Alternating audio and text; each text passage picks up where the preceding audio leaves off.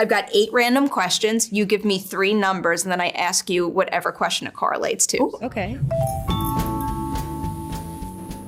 3. Would you rather have to fake sneeze or fake vomit in a scene? I'd rather vomit. Oh yeah. Yeah, I'd rather fake vomit. I feel like people always pick sneeze because it's less gross, but it's difficult to do. I like the grossness. The fake sneeze is, I like doing both, but I like the vomiting for some reason. It's just, there's more, I don't know how to say this in like a not gross way, but there's just like more to do with it, you know? Like it's slimy and I don't know, like I like thinking about like, what kind of vomit is it, you know? I have a really gross follow-up question now. What is your favorite kind of fake vomit to do? Where like you hold oatmeal in your mouth or you get like the comical tube or? That one, I did that in Kick-Ass 2. I had this tube that ran up and they put half a balloon in my mouth to do the hoop before you projectile, and I literally projectile vomited on this girl's face. It was mad. I felt terrible, but it was kind of fun. Like so many questions, but I feel like I shouldn't go down that rabbit hole. Right? Never heard the balloon thing, and also I feel for this person. I know, bless her. Oh, I'll never look at that scene the same way again. I know. Your second number. 7. Another good one. This one's Scream, so it can only be one question. What's your favorite scary movie? Oh, God. Look, I don't actually like scary things. I kind of can't watch them. I have to watch them like that, and I kind of, you know, I do like psychological thrillers. That counts. I liked Shutter Island. Ooh.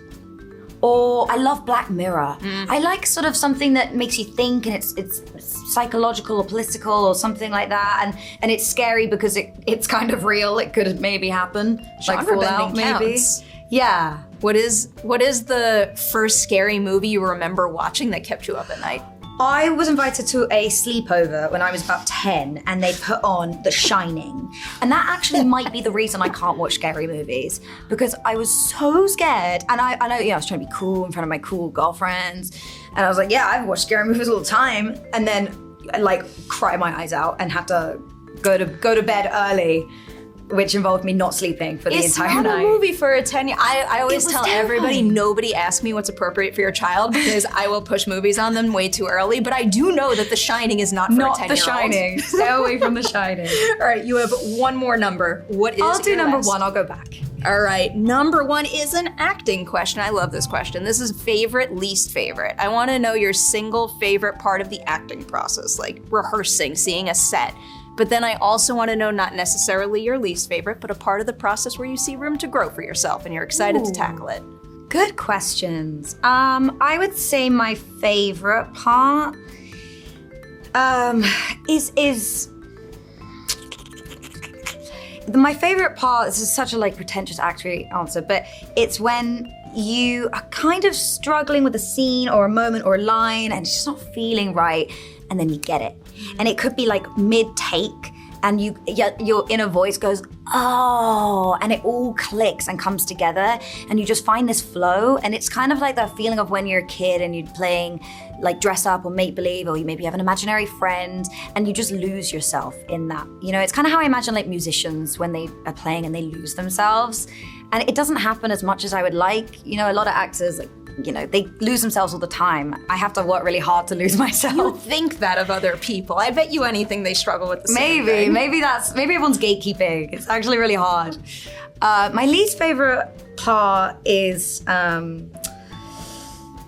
you know, it's the feeling and the first few days and you feel crazy. Actually, I've got 2 least favorites. The first few days when you feel crazy and you just feel like the worst actor and you can't find it and you're like, am I doing a good job? You just feel crazy, and every actor has this where you just don't feel like you've really found your feet, you haven't found the character. And the other thing I find really hard is when you finish a job, especially a very intense job, and you have to come down. You go into this state of like fight or flight and you're just in this like hyper adrenalized state. And I finish and you know, I manically clean the house. That's my thing. I finish a job and I'll do a spring clean. And like, I guess I have a lot of energy that needs to go somewhere, and it's really hard to kind of regulate your nervous system again when you wrap a job. I get that all too well. When I'm not working, I am probably cleaning. I want to follow up briefly on the other answer you just gave, and I feel like I'm jumping ahead and ruining my game with this, but Do you remember the first thing you did that made you think, I have found Lucy now? Ooh. That is a really good question. I can't remember sort of the order that we shot things, but it was... Yeah, I do actually, because I remember we started with the opening sequence of episode 1, which you'll see eventually. And I think the moment I found her was like during one of those little montage pieces, and there's no lines, and it was literally just like a look. And it was something so, I don't want to say it because I'll give it away, but it was just a little look in the wrong time. It was sort of something that was supposed to be scary or silly, and then the look, and it was Jonah's direction that got me there, that was like kind of cheeky. And it really actually made things click for me with Lucy, that she attacks every issue with like an okie dokie attitude, you know? And it's so quaint and cute, but it's tough actually, because it's brave. Yeah. I'll never hear okie dokie any other way but how you say it from now on. And I say it all the time in my real life now. I love that. It does happen. You kind of take things from your character and then incorporate them into your real life, and it's okie dokie. What's up, everyone? Welcome back for a brand new edition of Collider Ladies Night. This is an edition everyone's been waiting for because not only am I now obsessed with Fallout, but everybody out there knows I have a Yellowjackets problem. Ella Purnell, congratulations on Fallout, Yellowjackets, and everything else you've accomplished that we're going to talk about today. Thank you so much. I'm sorry about your Yellowjackets problem. That sounds like a terrible affliction. Greatest affliction ever. You will get my theory. I feel like it's safe to ask you some of my theory questions where like you won't get in trouble. I'll see if I can help. What is the movie you saw, performance you saw, personal experience you had, you name it, that first made you say to yourself, I absolutely have to be an actor? You know, I had a funny introduction into acting because I was a child actor.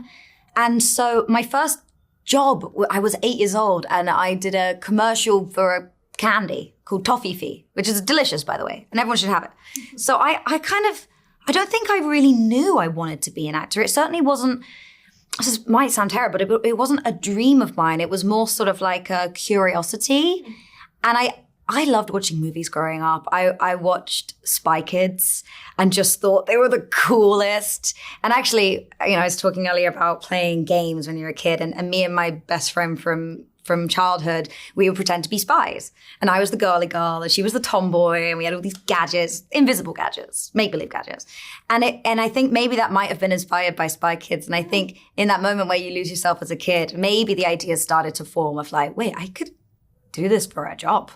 I could get paid for this and have fun doing it. This is a classic. Spy Kids is so good. Will live on forever in my heart. Me too. So that's kind of how you got into it. When you started to work professionally, was there that moment where, I don't know, something just clicked on set and you said to yourself like, this is gonna be my career. I'm gonna make it happen no matter what. Yeah, it did, but it happened older. You know, it actually happened, I think, when I was around 18. Because between 13 and 18, I had so much going on. I was doing school and I was acting and I was learning and figuring things out, and also trying to figure out who I was and big friends and all of that stuff. And I guess I never really thought of acting as a long-term career. It was always like something I did now. And also, I don't think kids are really able to think that far ahead in the future, and at least I wasn't. But I was 18 and I got Tim Burton's, and it was the first movie that I was like, I loved Tim Burton. I loved all of his films growing up. I used to watch them religiously. And I was like, wow, wait, actually, I get to actually be in a Tim Burton movie. I didn't think that was even possible for someone like me. And then on set, getting to experience so many first things, and just, it was such a pinch me moment. I had no idea how this happened. And that was really like, wow, dreams actually, this is so cheesy, but dreams do actually come true. You can achieve things. Yeah. I have so many follow-up questions. The first one will put you on the spot a little. What is your favorite Tim Burton movie? Edward Scissorhands. It's the aesthetic. It's just like the pastel houses, and then with his gothic sort of like, every shot in that movie is just like, gorgeous. I love his filmography so much. Edward Scissorhands is up there. Beetlejuice. Oh, Beetlejuice. I'm obsessed with Beetlejuice. I forgot. And the second one's coming out soon. I'm so excited. Back to my little roadmap here to start to teeter into a couple of titles, and I will get to Miss Peregrine soon. But there's one thing about your filmography that I found really interesting that not many people out there get to experience. You started off by playing the young version of like some of our biggest acting icons, Keira Knightley, Angelina Jolie, and Margot Robbie. The answer to this question might be no, but is there anything about channeling people like them so early on in your career that, maybe added new tools to your acting toolkit that you wouldn't have gained otherwise? Yeah, absolutely. It's funny because with the young Margot and the young Angelina, it's not in the movie. Either it got cut or it was I was like a body double for young Margot. But the experience, everything happens for a reason. Most things happen for a reason. And I think that happened so I could learn. I mean, you're literally taking a young actor who maybe is a little directionless and aimless, and you're telling them mimic this professional, successful, gorgeous, talented, amazing person, watch them and copy them and learn from them. And you get to do that up close. It's not a masterclass that you're watching online. You literally get to do that in real time. And it was not lost on me how lucky I was to be able to do that. How many people get that opportunity? So yeah, I think everything happens for a reason. I was so young and so sort of naive, and I didn't know really what that meant, I guess, or how that would affect my life. But I do think it did. Coolest thing ever. Big, broad question about some of your earliest titles now. Which one would you credit with giving you the most clarity in terms of like what you value most in an on-set environment? Ooh, that's a great question. I think when I did Sweetbitter, it was my first time doing TV. It was my first time working in America, doing an American accent, living in America. I was also like 21 and I moved to New York, and it was my first time the lead of a show, and I was in every single scene. And it really, really taught me, number one, the value of the crew. I got so close to everyone in the crew, and they still remain like some of my closest friends to date. And just how important it is to take care of each other and to advocate for each other and work as a unit, and the importance of like, yes, there's we're one big happy family, but also to be a functional machine that each person works together so seamlessly and efficiently to make a product. It's a miracle that anything gets made. It's so hard. It is. And, the crew are the hardest workers. And that was definitely like such an important moment, I think. Many follow-up questions again. I'll go with my silly one first, because you said you were 21 and all of a sudden you're shooting a show in Manhattan, like one of the biggest cities out there. Did you have like a safe haven here, a place where you would go where, I don't know, you could be put at ease or feel at home? I was living in Williamsburg. I got really lucky, and I made these 4 fantastic girlfriends who were not in film and TV, and I just met them through a friend, and they became my best friends. And I met them really early on, and I didn't know anything about the city. I didn't really know anything about the States. And they introduced me to New York, and it was just like, it was really like I felt like I found my Sex and the City crew. I was like, damn, I'm really living the dream right now. I couldn't believe it. There was no like particular place, but more just like the community and the people. And maybe that's why I got so close with the crew as well, is because I didn't know anyone, and I was in the city, and it was new for me, kind of like my character, I guess. And they really do become your family. That's such a wonderful, wholesome answer. My answer to that question at 21 moving here was basically living at a place called the Peanut Butter Company. What is a peanut butter company? It's literally a sandwich shop that only makes peanut butter sandwiches. But I'm like, whenever I didn't have someone to hang out with, I would just go there and wait, that's amazing. They sell it in supermarkets still, like the jars of it. I gotta try this. I highly recommend it. It's very good peanut butter. Great rec. I will take you up on it. Here's like a big shift, because the other follow-up question that I thought of was like a very heavy one. Do you remember the very first time you felt the power of your own voice on a set, where you could speak up, someone would listen, and something on set would change for the better? Yeah, there's a few occasions like that. There have definitely been a few times, there's been a few times, that they're sort of like personal memories and personal anecdotes. There's been a few times where mental health has to be prioritized. There's been times where the safety on set has to be prioritized. There's been times where I've worked with weapons for the first time. I live in England. The gun culture is not something I'm familiar with. And I've had to really advocate just for myself to understand, how does a gun work? Is this safe? Can I just ask questions because I don't really know. But I think actually it was probably when I was a little younger, maybe around 15, 16, and I have an incredible team. I've been with my US and my UK agents for years and years and years, but realizing I don't want to do those. I don't want to do nudity, or I don't want to do a love story, or I don't want to do this. And actually being a little bit embarrassed the first time you ask those things, because you feel like, is this am I less of an actor? Am I less professional? Am I less this and less that? And having them really validate my feelings and no, it's okay to have preferences. It's okay to not feel comfortable doing this, doing that. My first kiss was on screen in a movie. And I think that that took me a couple of years to reckon with that. And then to actually be able to be like, no, I think I need to take a break. I want to do comedy. I want to do action.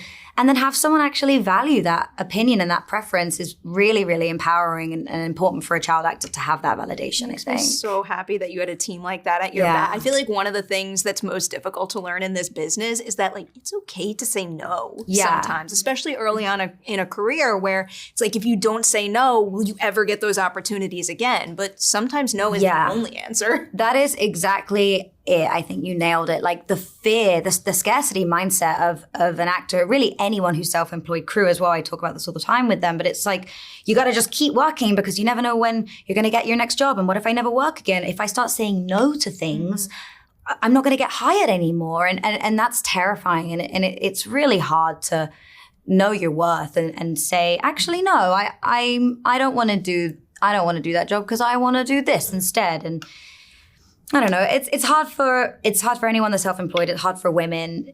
It's just difficult to navigate in this industry sometimes. It is. I feel like you have found the right people to surround yourself with and the right projects to walk into. I got real lucky. I feel like this industry and the people watching your stuff are very much understanding your value in this space right now. And I think that is true big time with the Yellowjackets fan community. You knew I was going there. Here's my way into it. I do feel like everybody was very, very sad when Jackie didn't really make it through. Everyone was theorizing, how's she going to come back? She's not really dead, right? She's dead. I do know that was told to you early on when you first signed on, but I know that you kind of wanted to stay. So in those conversations, was there ever a moment where you thought maybe, just maybe, they were going to keep you alive for the next season? I definitely had hope. I don't know. It might have been false hope. I don't know. I was prepared. I knew from the get-go, I knew from the pilot that was Jackie's ending. And I really was committed to the bit. And then somewhere around episode 5 and 6, it really hit me. I wasn't going to work with these people again. And I was so sad. Mostly it was the cast and the crew and the writing. And I really did like Jackie by that point. And so I did hope that they would find a way to keep me on. They entertained the idea for a little bit, but they called me and they were like, get it. We're sorry, Jackie's gotta go. And, watching it, it's good TV. It is. It's very good TV. And the silver lining is if you can't work with those actors on Yellowjackets, that just means you have to do more projects and cross paths on future things. Exactly. Okay. Theory questions. Had Jackie not frozen to death, do you think she eventually would have forgiven Shauna, or would that have been completely off the table? I think she would have. It depends on your definition of forgive. I think that she would have forgiven her, but it would have taken years and years and years to work through that resentment. And I'm not sure the wilderness is the best place to work through resentment. Like we've talked about, when you're in a sort of adrenalized state of fight or flight, it's hard to have the brain space to process deep emotions, and maybe some stuff would have come out. It maybe would have gotten a little spicy. Fair enough. I feel like all these questions are formatted. Had Jackie not frozen to death? Had Jackie not frozen to death? Do you think she would have had any chance of surviving the wilderness, or would something have eventually got her anyway? To be honest, I think something would have gotten her anyway. But I think it's a mentality thing. I think that when she discovered the betrayal, I think part of her gave up. I think part of her just could not. She tried to bend. She tried to change her mind about everything. She really knew who she was going to be. And then that whole thing got challenged and she tried to bend and she just couldn't and she broke.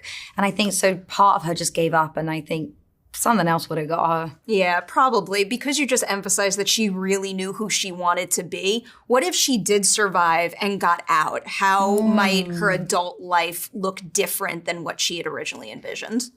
I think she would have moved to New York and had an amazing wardrobe and maybe worked in fashion or journalism or been some fancy businesswoman. Maybe not journalism, that would be more Shauna's thing. But something creative and glamorous where she got to really live her Jackie life. So I'm sure you all have done this, but I go down the Reddit rabbit hole all the time. And I read something on Reddit where they were theorizing about what Jackie's life would have been. And someone had suggested that Shauna essentially took Jackie's adult life. So I feel like journalism might be appropriate and it would have been a situation where they flip-flop. Yeah. Well, equally, it's interesting to think of what Shauna would have done had Jackie survived. How different both of their lives would have been. It's the sign of such good TV. I can think about this all day long. This is a Yellowjackets affliction. It's a problem. It's a problem. To tie into something you brought up earlier in the conversation about characters sticking with you and maybe repeating okie dokie, is there any specific scene of Jackie's that, I don't know, has a special place in your heart, or even a quality of hers that you've kind of held tight to? That's a good question. My favorite scene to film for Yellowjackets was the fight that Jackie and Shauna have in the finale. Because, oh God, it will give me goosebumps. The rehearsal, the first time we did it, and Sophie, the first time Sophie actually brought it, the first time she actually turned it on, because we're kind of lazy actors. We won't do 100% in the rehearsal, neither of us will. But the first time she turned it on, and it was whoa, because I had never seen Shauna that way. And the power balance, we had no idea what was going to happen. And it just went so fast. And it was shocking, flooring. And that is such a special moment. I don't know. It was really special. I'll leave the Yellowjackets talk there, but just because I need to speak this into existence, one day Sophie needs to get an Emmy nomination for her work. Oh my gosh, she was wrong. The fact that she didn't get it for her season 2. Her performance in the finale, the season 2, that episode 6. Woo-hoo. She's an incredible actress, and she downplays it. She's amazing. I've said this to her face. Yeah. She's no. Oh, it's ridiculous. I can't even with her. She's incredible. The time will come. It will. Here's how I'm going to teeter into Fallout now. It's one of my favorite lines and ideas in the show, and I'll apply it to your career in a broader sense. Will you still want the same things when you have become a different animal altogether? So first part of this question, what is something that you thought was important to you as an actor building a career in Hollywood that you eventually came to realize was not a priority anymore? Being liked. And that's probably something that most women have to reckon with at some point in their lives, is just letting go of the conditioned need to be liked and be likable, right? Because people don't like you, but you just have to always appear likable. And I think it's with social media. I sound like an old person, but with social media and everything like that, it's so hard not to read the comments, and it's so hard to not care what the critics say about your work, because as entertainers, it's easy to believe that's your job, right? Is to make stuff that people like. It's not your job to make stuff people like. It's your job to make stuff. Whether they like it or they don't like it, it doesn't matter to you. You're done with your job.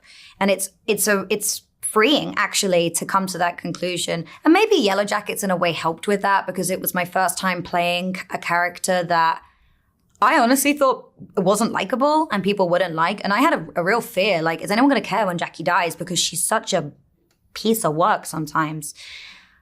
But, you know, she turned out to be a fan favorite. And it was really like, I really get to do whatever I want. And now I want to play a villain. I want to play someone really evil. I want to go there. You know? Oh, I believe you can do it. I like that. All right, here's my other half of that particular idea. What is a new goal or ambition that you've picked up that, you know, you first starting out in this business would never realize would become a dream? I guess maybe the villain thing could answer that, though, now that I just said that. The villain thing, you know, this might be a cheesy answer, but I think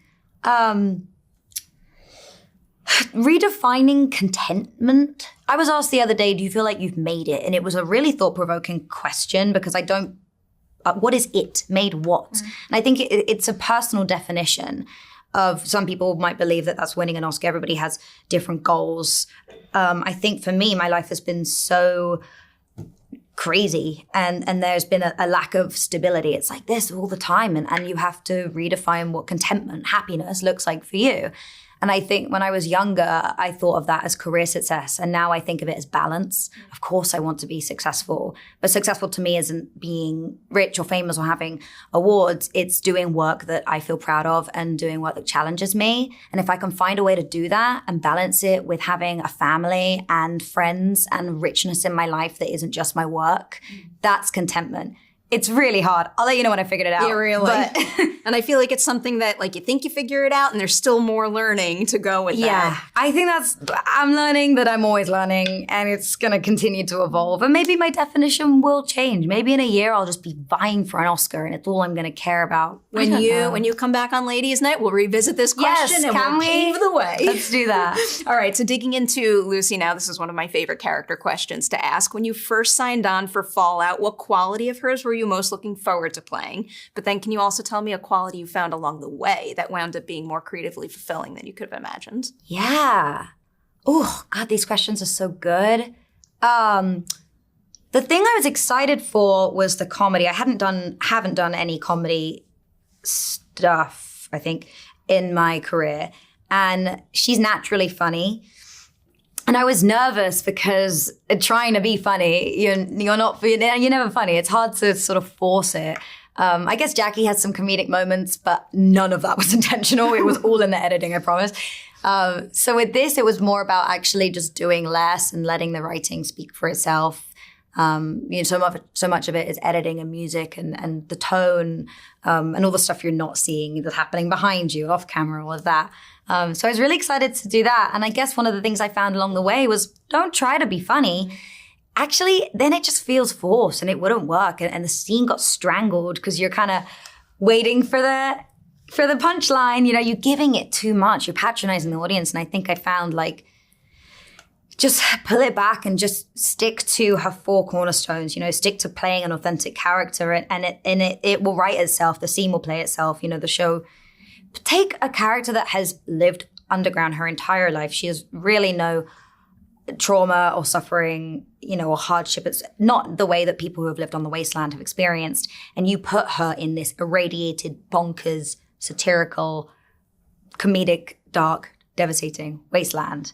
You don't need to do anything. Do less. You are really pitch perfect in that respect. Like, that was one, there's many things that wow me about this show. That was one of the first things that caught my eye and ear, I guess, was just like how spot on a lot of that delivery is. So very well done in that respect. Thank you. I have a couple of more theory type questions. So she's lived in the vault her whole life. What do you think she dreams of becoming when she grows up in the vault? Does she maybe want to follow in her father's footsteps and be an overseer?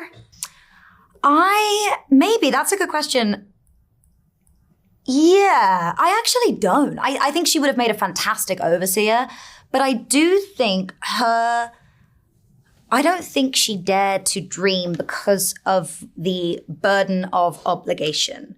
She embraces that obligation and that duty, in a very positive, okie dokie way, that obligation and duty of procreating, of creating the next generation of vault dwellers who will go to the surface and rebuild America. She is so committed to that cause. She loves kids. She's a teacher. She'll continue to be a teacher. She'll be a wonderful wife and a wonderful mother. And that's what she wants to do. Now you see these glimpses where she questions, is that it? Is that it for me? She might have deep dreams of being the overseer, but I also don't think she thinks that her dad will ever not be the overseer. He's the overseer, and she's doing her duty. So yeah. I'm not going to forget not daring to dream because of the obligation. Like that's going to burrow its way into my brain now. And Scary. I'm gonna be thinking about that all day long. Another theory question for you. What do you think Lucy's life would be like if she lived like where we are in modern day 2024? Ooh. I think, number one, she wouldn't be Lucy unless she had come from the vault. Maybe if she was Lucy, if she'd lived in the vault and then come up to today's 21st century modern New York. Oh my gosh. Like why is that she's so funny? Like I'm picturing Lucy just trying to navigate New York and just kind of similar. I picture it like Barbie, like coming from like isolated Barbie land where everything operates a particular way and then arriving in the real world. That's great. Someone described this show as Barbenheimer, the TV show, and I thought that was insane, and I can't stop thinking about it. But Barbie is so right. It would be that. I think she'd probably end up doing some like charity work. She'd be a philanthropist, charity, happy, good person. She's a good person. I like the golden rule. Yeah. I wish everybody abided by the golden rule. Right. The world would be a better place, or would it? Every time I think that, I'm like, I've only seen half the season. I don't know what's coming. For this question, if you need to teeter into like 4-episode spoiler territory, I can lift the spoiler warning for everybody. When do you think is the very first time that Lucy doubts the golden rule and the vault mentality in the show? Hang on. It's a good question. It's good. Lucy meets the ghoul at some point in the show, as I'm sure people have pieced together. And they are very different. Obviously, Lucy truly, truly believes that she is good and everyone should be good. And then there's the ghoul, who is a survivor, and he's had to adapt because he's been on the wasteland a long time. And he really puts her through it. And I think this is the first time she has ever struggled this much in this way. Perhaps her first experience ever, with trauma, with pain, with suffering, to that degree at least. And there becomes a point when you reach sort of the end of, really, you explore the extent, the depths of what humans are capable of, how much you can tolerate, how much you can take. And I think she gets to the end of that rope. And I think that's the first time that she experiences rage. And it's the first time she experiences like true hatred and anger. And that's an emotion that terrifies her. She didn't know that she was capable of that. That's what I love. That's the thing that was so exciting to me. What do you do with that? It's so full in episodes 1 through 4. So knowing what lies ahead in that respect, exciting. Yeah. There's one scene, I think it's in episode 2, that also catches my eye, where she has the conversation with Majun and she explains like their perception of vault dwellers. Yeah. And you have like a dialogue-less moment where you could just see the wheels in your head turning. And I'm like, oh, yeah, like I see the crack. Yeah. I see the first crack. That was a really fun scene because we did so many different things. And one of the best notes that Jonah ever gave me was, when you're saying this line about how vault dwellers are going to rebuild America, just look around you. And I did it. And then there was this like shame that sort of started to creep up because as she's saying it, she realizes what she's saying. Like, what does she sound like? And it's kind of like she's repeating this corporate lingo that has been drilled into her from Vault Tech, handbooks for centuries and centuries. And as she's saying it, she realizes how privileged it sounds and self-righteous and that, these people don't need saving. America is rebuilt itself without them. You know, there's all of these realizations. It's the first time her worldview is challenged in that way. And it can be, I imagine, for Lucy, quite destabilizing. Oh, what an effective... I feel like that's like the exact moment I'm referencing to. Yeah. It's so powerful. It's so full. I wanted to talk about the dynamic between Lucy and Norm, too. Did you and Moises ever talk about maybe things from their past that would put them on such different paths in terms of how they contribute to vault life? That's a really good question. We did, honestly, most of what we talked about was trying to guess the plot and where it was going to go and trying to figure out what's going on with our parents. What's, you know, what's the story about? Where's, you know, and most of Norm's storyline, you know, episodes 3 and 4, you know, I'd be texting Moise all the time, being like, you know anything yet? You know anything yet? You know anything yet? Just let me know. Because we didn't know anything. You know, we find out when we read the scripts. I feel like that's probably, it makes it a little more effective. When you can go in not knowing and play not knowing. Yeah. Who on this set is the person who had all the answers?